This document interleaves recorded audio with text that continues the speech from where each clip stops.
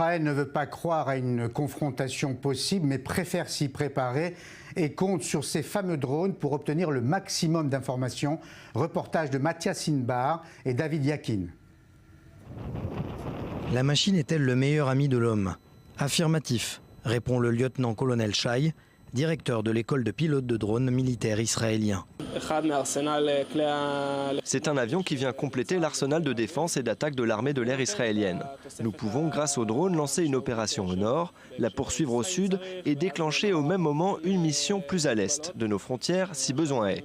Le ciel n'a aucune limite pour nous. C'est un compte à rebours en termes de collecte de renseignements, 365 jours par an.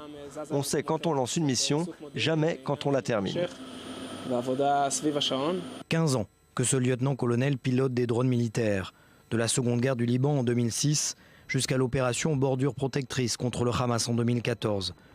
Une unité qui a été créée dans les années 70 par Tsahal, l'une des premières armées occidentales à utiliser ces engins destinés à la surveillance et à la destruction de rampes de missiles et d'élimination ciblée de terroristes. Un drone qui n'a pas de frontières et donc pas de limite pour Shai. Ces engins volent de partout en direction de n'importe quel endroit dans le monde pour répondre à nos besoins, en particulier aux frontières, mais nous sommes là où il faut être, d'est en ouest, à basse ou haute altitude, de jour comme de nuit. La différence entre nous et les autres armées, c'est l'expérience acquise par nos navigateurs et l'investissement que nous mettons dans ces navigateurs. À la grande différence des pilotes de chasse, ces navigateurs de drones militaires sont soumis à une autre pression. Ils ne sont pas seuls dans le cockpit et sont généralement entourés d'officiers.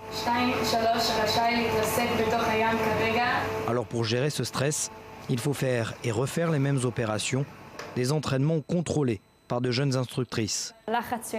C'est peut-être un exercice moins physique que dans un avion de chasse, mais parce que les navigateurs peuvent disposer d'un environnement moins agressif que dans un cockpit, leur responsabilité est d'autant plus importante.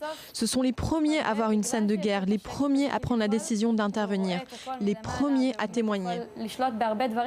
Composés de capteurs visuels et audio, dernière technologie de caméras infrarouges et de missiles chirurgicaux, ces drones permettent à Israël de conserver une suprématie militaire, tant dans le domaine du renseignement, de la surveillance, que sur les champs de bataille.